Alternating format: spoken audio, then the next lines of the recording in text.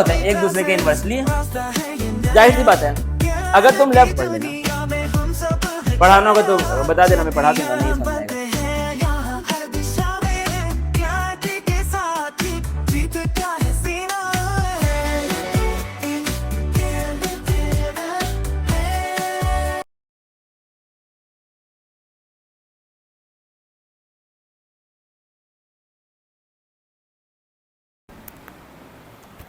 अब देखना क्या लिखा हुआ है यहाँ पर, क्या लिखा है आपका? हाउएवर, क्या पढ़ रहे थे? ये सब तो हो गया था ना कि अगर हम लोग एक्सट्रीम लेफ्ट में जाएंगे या फिर एक्सट्रीम राइट में जाएंगे तो वहां पे क्या होती है, रिएक्टिविटी बहुत ज्यादा होती है। क्योंकि राइट में क्या होता है तुम्हारे नॉन मेटल्स, और लेफ्ट में क्या सारे सारे मेटल्स। मेटल्स क्या करेंगे, इलेक्ट्रॉन को लूज कर देंगे थोड़ी सी ताकत में, और नॉन मेटल क्या करेंगे, इलेक्ट्रॉन को गेन कर लेंगे और बहुत सारी ताकत आपकी बाहर आएगी। तो उसको हम लोग क्या बोलते हैं, रिएक्टिविटी यहाँ भी ज्यादा है और यहाँ भी ज्यादा है। यहाँ क्या है, रिएक्टिविटी बहुत कम। रीजन तुम जान चुके हो। अब क्या लिखा हुआ, however here it can be directly related to the metallic and non metallic character of the elements. Thus the metallic character of an element which is highest at the extremely left decreases and the non-metallic character increases while moving from left to right across a cube. तो क्या होता है तुम्हारा, अगर आप period में left to right जाएंगे तो कौन सा बढ़ेगा, नॉन मेटेलिक कैरेक्टर बढ़ेंगे, और कौन से कम होंगे, मेटेलिक कैरेक्टर कम होंगे। तो क्या मैं ऐसे लिख सकता हूं या फिर नहीं?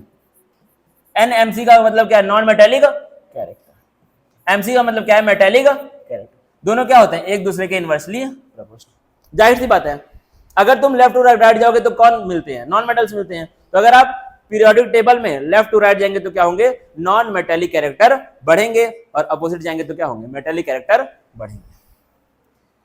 देखना क्या लिखा है, the chemical reactivity of an element can be best shown by it's reaction with oxygen and halogen.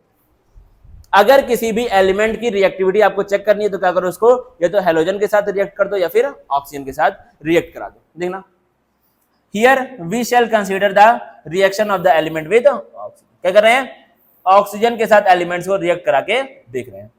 Elements on two extremes of a period easily combine with oxygen to form oxygen. तो क्या है, ऐसे element जो कहां पर रहते हैं, extreme sides में। एक्सट्रीम मतलब क्या है, बिल्कुल लेफ्ट और बिल्कुल राइट में है, वो लोग ऑक्सीजन के साथ बहुत जल्दी रिएक्ट करके ऑक्साइड बना लेते हैं।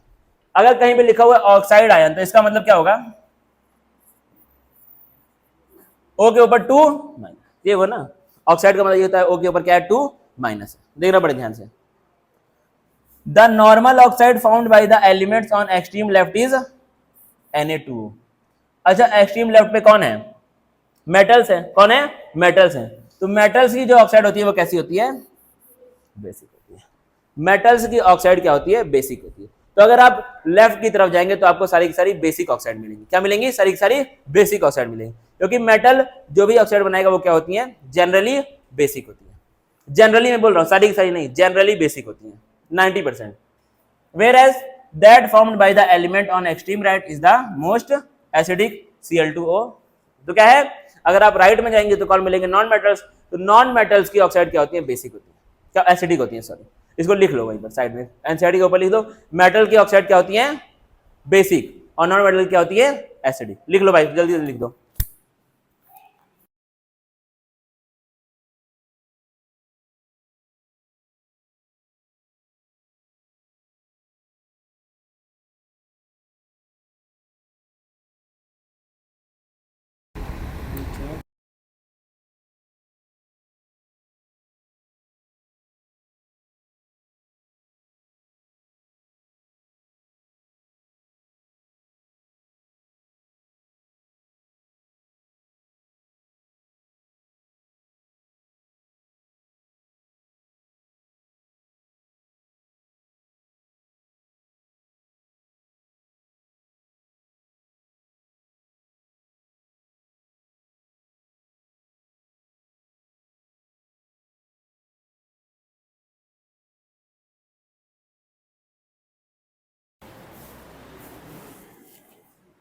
कैल्शियम का ऑक्सीडेशन स्टेट क्या होता है, प्लस, ऑक्सीजन का -2, कट पिट करके आपका CaO है ना।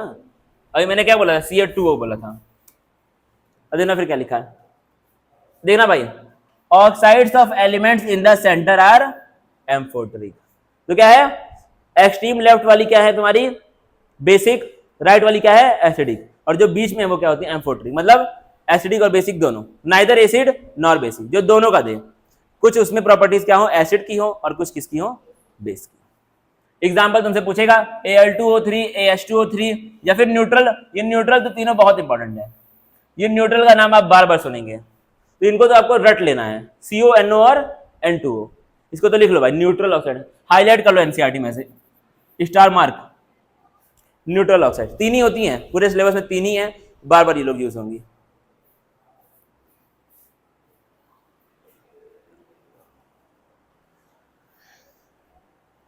अब देखना कि एम्फोटेरिक ऑक्साइड का मतलब क्या होता है। These are the oxides that behave as acidic with base and basic with acid, जो एसिड के साथ बेस की तरह बिहेव करे और बेसिक के साथ बेस के साथ एसिड की तरह, सिंपल बात। एम्फोटेरिक ऑक्साइड वो होती हैं जो क्या करती हैं आपकी बहरूपियां हैं, जैसा इंसान होगा उसकी तरह बिहेव करेंगी, अगर सामने एसिड है तो बेस की तरह बिहेव करेंगी, सामने बेस है तो एसिड की तरह बिहेव करेंगी, तुम्हारे सामने तुम्हारी तारीफ, उसके सामने उसकी तारीफ। अब क्या तुम्हारा न्यूट्रल ऑक्साइड ना एसिडिक होती है ना बेसिक, एसिडिक प्रॉपर्टीज का मतलब क्या होगा,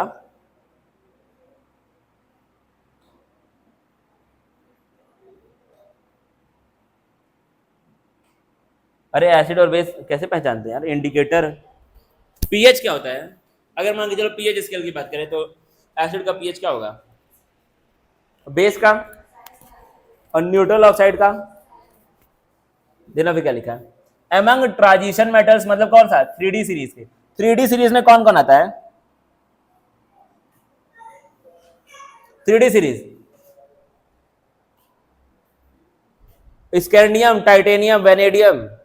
साइंस टीचर विनीता कृपलानी कौन है, मन फेकोनी क्यों जान जलाती, ये सब क्या है 3D वाले है ना इंसान, 3D 4D 5D पढ़ा था। The change in atomic radii is much smaller as compare to those of representative elements across the period. The change in atomic radii is still smaller among inner transition metals. Inner transition metals का मतलब क्या होगा, 4F series वाले, 4F मतलब समझ लो नहीं, 4F 5F नीचे एकदम से, ठीक है, वो क्या है तुम्हारे 4F वाले। अब क्या लिखा है, the ionisation enthalpies are intermediate between those of S and P block. तो मतलब क्या है, इन लोगों की 4F वालों की जो आयोनाइजेशन एंथैल्पी होती है वो क्या होती है S और P के बीच में, इंटरमीडिएट में मतलब क्या होता है बीच में होता है ना intermediate. As a consequence they are less electropositive than group 1 and group 2। Electropositive मतलब क्या होता है, इलेक्ट्रोपॉजिटिव मतलब मेटल्स क्या होते हैं इलेक्ट्रोपॉजिटिव होते हैं, मतलब इलेक्ट्रॉन को लूज करके पॉजिटिव चार्ज आ जाए, उसको हम लोग क्या बोलते हैं इलेक्ट्रो पॉजिटिव बोलते हैं। तो मेटल्स को हम लोग क्या बोलते हैं इलेक्ट्रो पॉजिटिव होते हैं, और नॉन मेटल्स को हम लोग क्या बोलते हैं इलेक्ट्रो नेगेटिव बोलते हैं, मतलब इलेक्ट्रॉन को लेकर के नेगेटिव चार्ज आ जाए। ठीक है, तो वहीं कहीं लिख लो भाई ऐसे ऊपर यहीं पर, इलेक्ट्रो पॉजिटिव और इलेक्ट्रो नेगेटिव, इलेक्ट्रो पॉजिटिव और इलेक्ट्रो नेगेटिव लिख लो यहीं पर।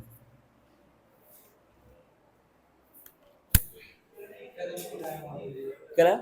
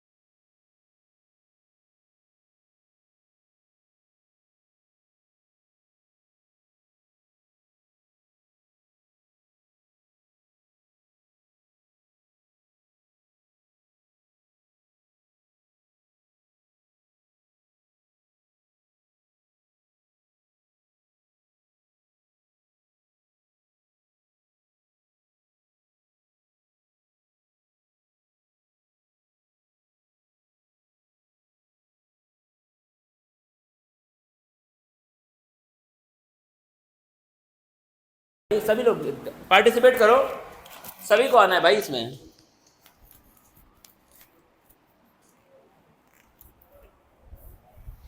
खत्म, ये 4 लाइन के बाद ये चैप्टर खत्म। This trend can be related with their reducing and oxidising properties which you will learn later. Reducing properties और ऑक्सीडाइजिंग प्रॉपर्टीज ये हम लोग पढ़ेंगे बाद में। बाद में कब? रेडॉक्स रिएक्शन नाम का एक चैप्टर आएगा, उसमें हम लोग बेहतरीन लेवल पे इसको पढ़ेंगे। In the case of transition elements, however, a reverse trend is observed. This can be explained in terms of atomic side and ionization enthalpies. अब हिस्ट्री वाला पार्ट आ गया यहीं पर, दिमाग खराब करने के लिए मेरा, दुनिया भर का झंझट। सब लोग आएंगे नहीं पढ़ करके हिस्ट्री? पीरियोडिक टेबल की हिस्ट्री सब लोग भाई पढ़ करके आना यार, ठीक है? उसको पढ़ लेना, अगर नहीं पढ़े तो उसको पढ़ लेना, ठीक है? क्योंकि उसमें कुछ टफ बहुत ज्यादा है नहीं, कहानी है पूरा का पूरा। आई सब डॉबर्नियर ओबर्नियर हम लोग पढ़े होते हैं पहले लाइफ में, जिंदगी में 9th-10th में पढ़ते हैं। Dobereiner triad, Newland law of octave, सारे गामा पादा नी। आई मेंडली वंडली आएंगे, मेंडली वंडली नहीं बोल सकते, मतलब मेंडलीव सर।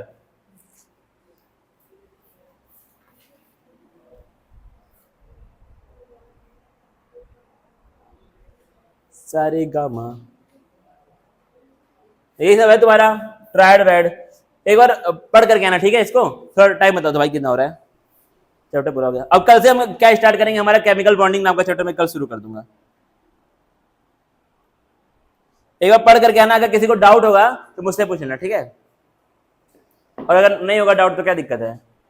अगर समझ में आ जाएगा तो अच्छी बात है, कुछ नहीं आएगा समझ में तो मुझसे पूछ लेना, ठीक है? सैफ पढ़ के आना भाई, वाला हिस्ट्री वाला पूरा एक बार पढ़ लेना। पढ़ाना होगा तो बता देना, मैं पढ़ा दूंगा, नहीं समझ में आएगा तो। बाकी कल हम अपना जो चैप्टर स्टार्ट करेंगे उसका नाम क्या है? Chemical bonding. और भाई अब इस चैप्टर को सब लोग रिवाइज करें घर पे जाके, ठीक है? ईमानदार थोड़ा हो जाओ अपने काम के प्रति, ठीक है? एंजॉय आप करें अपने लाइफ में, घूमो फिरो, मजे करो, लेकिन आप पढ़ाई भी करें, ठीक है? 6 घंटा कम से कम पढ़ाई करो डेली, ठीक है? अमित तुम्हारे साथ भाई यार ये दिक्कत देख लो, तुम मेरी बात नहीं मान रहे हो, ठीक है? मुझे ये देखने को मिला कि तुम मेरी बात